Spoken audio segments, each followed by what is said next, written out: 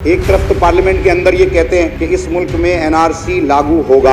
इनकी बात पर यकीन नहीं किया जा सकता। ये कहते कुछ हैं, करते कुछ हैं। इन्होंने आसान सा तरीका क्या कर लिया कि हर एक मुद्दे को हिंदू मुसलमान से जोड़ देते हैं। ये सबसे ज्यादा खतरनाक हिंदू के खिलाफ है। आप बताओ ना कि अगर किसी के पास voter list, voter ID card है तो वो इसके अंदर नहीं आएगा।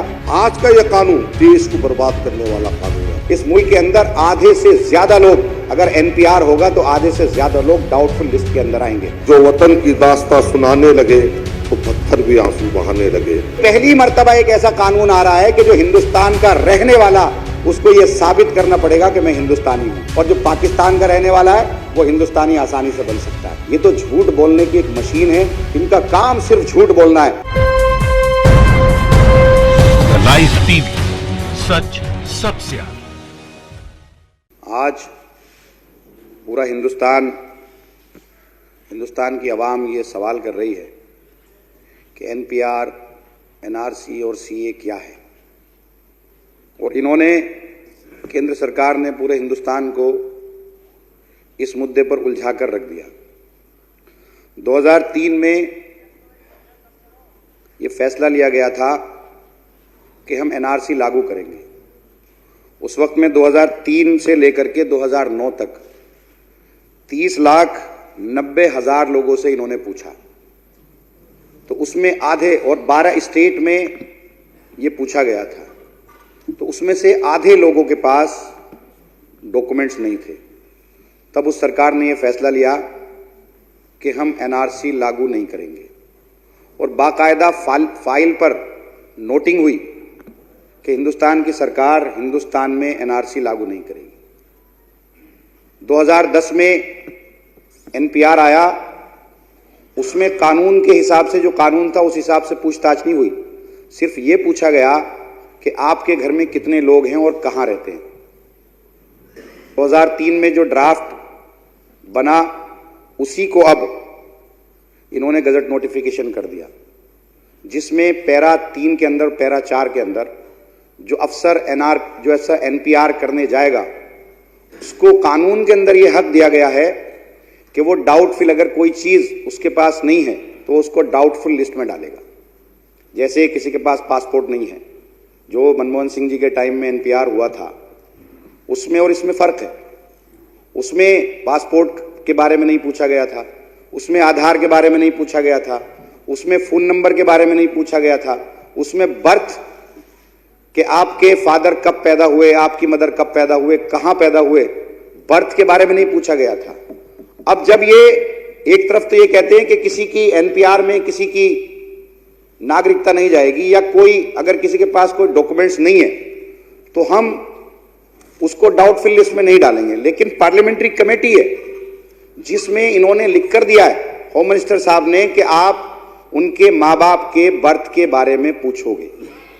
और जब ये किसी के पास भी अगर अफसर जाएगा और जब तहसीलदार लिस्ट तैयार करेगा और अगर कोई डॉक्यूमेंट्स उसके पास नहीं है, तो वो ये कैसे हो सकता है कि वो उसको डाउटफुल लिस्ट में न डाले। और जब डाउटफुल लिस्ट में डाला जाएगा, उसके बाद वो अगर डॉक्यूमेंट्स अपने दिखाएगा भी तो फिर उस पर कोई भी ऑब्जेक्शन कर सकता है। तो इसमें जब तक ये कानून के अंदर बदलाव नहीं करेंगे, जो पैरा 4 के अंदर जो 2003 में जो ड्राफ्ट किया गया था, उसी को इन्होंने गजट नोटिफिकेशन कर दिया। जब तक ये कानून के अंदर बदलाव नहीं करेंगे, ऐसा नहीं हो सकता कि कोई भी आदमी डाउटफुल लिस्ट में ना आए। और डाउटफुल लिस्ट में आएगा फिर एनआरसी हो जाएगा। एक तरफ तो पार्लियामेंट के अंदर ये कहते हैं कि इस मुल्क में एनआरसी लागू होगा और पूरे हिंदुस्तान में होगा, तो वो कैसे होगा? एनपीआर की बुनियाद पर तो होगा। उसकी पहली फॉर्म जो होम मिनिस्टर की वेबसाइट के ऊपर है, उसमें कहा कि एनपीआर एनआरसी का पहला फॉर्म है, शुरुआत एनपीआर से होगी। तो एक तरफ इनकी बात पर यकीन नहीं किया जा सकता।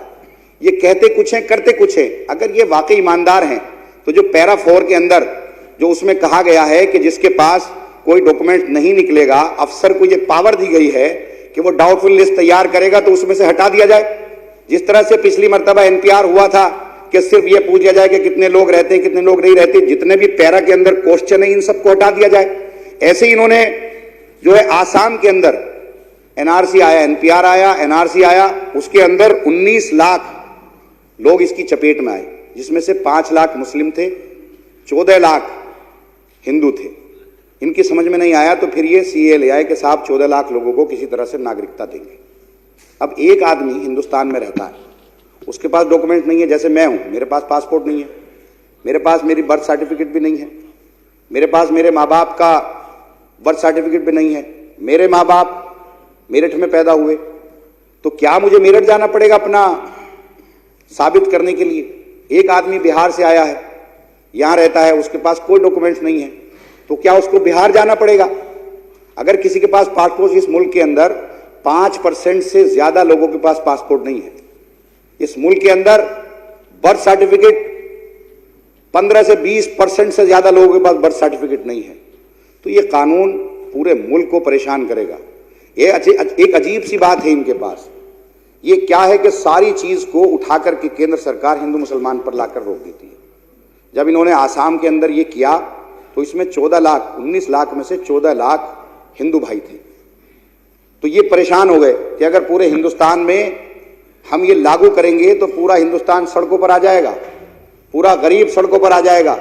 तो इन्होंने इस इशू को मुसलमान से जोड़ दिया कि मुसलमान की नागरिकता नहीं जाएगी। एक आप बात बताइए कि कोई भी आदमी जिसके पास डॉक्यूमेंट्स नहीं है, वो अगर हिंदू है तो क्या वो डाउटफुल लिस्ट में नहीं आएगा? अगर वो डाउटफुल लिस्ट में आ गया तो क्या उस पर एनआरसी नहीं होगी? अगर एनआरसी में भी वो आ गया तो क्या सीए में नहीं आएगा? तो फिर उसको इस मुल्क का नागरिक होने के लिए, जो आज तक इस मुल्क में पैदा हुआ, उसके माँ बाप यहां पैदा हुए, उसके दादा यहां पैदा हुए, उसके पुरख यहां पैदा हुए, तो उसको दोबारा से ये सर्टिफिकेट देना पड़ेगा, एफिडेविट देना पड़ेगा कि मैं हिंदुस्तानी, मैं पाकिस्तानी हूं, तब उसको हिंदुस्तान की नागरिकता दी जाएगी।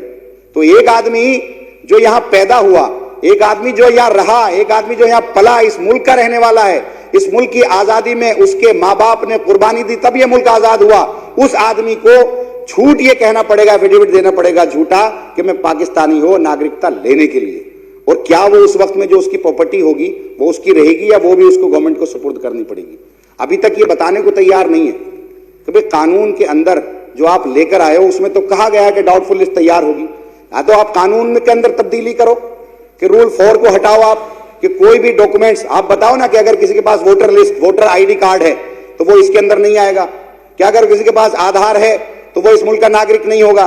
किसी के पास पासपोर्ट है वो इस मुल्क का नागरिक नहीं हो? कहते हैं कि जिसके पास सिर्फ बर्थ सर्टिफिकेट होगा, और पार्लियामेंट में कहा कि उसके माँ बाप का, जिसके पास बर्थ सर्टिफिकेट होगा वही इस मुल्क का नागरिक माना जाएगा। और ये तफरीक कर रहे, ये इशू सबका इशू है, पूरे हिंदुस्तान का इशू है। इस मुल्क के अंदर आधे से ज्यादा लोग, अगर एनपीआर होगा तो आधे से ज्यादा लोग डाउटफुल लिस्ट के अंदर आएंगे। इन्होंने आसान सा तरीका क्या कर लिया कि हर एक मुद्दे को हिंदू मुसलमान से जोड़ देते हैं, हर एक मुद्दे को।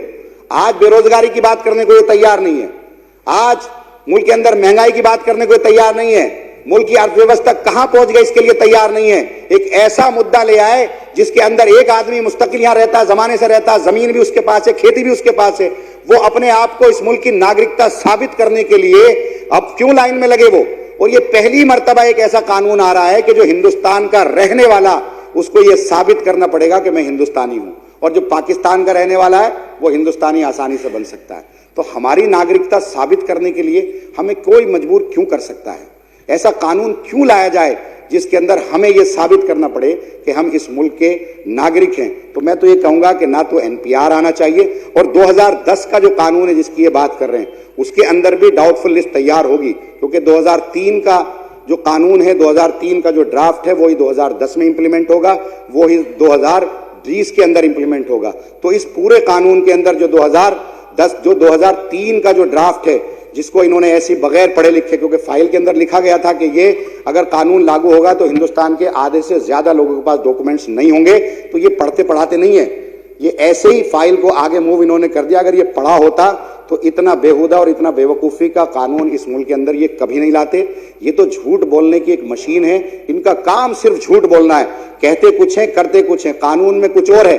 तो अगर आप वाकई सच्चे हो तो कानून के अंदर आप तब्दीली लेकर आइए।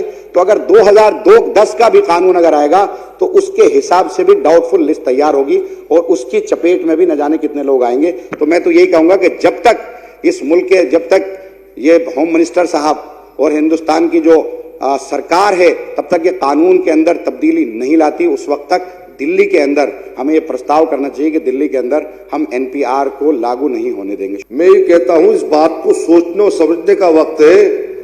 ये सबसे ज्यादा खतरनाक हिंदू के खिलाफ है।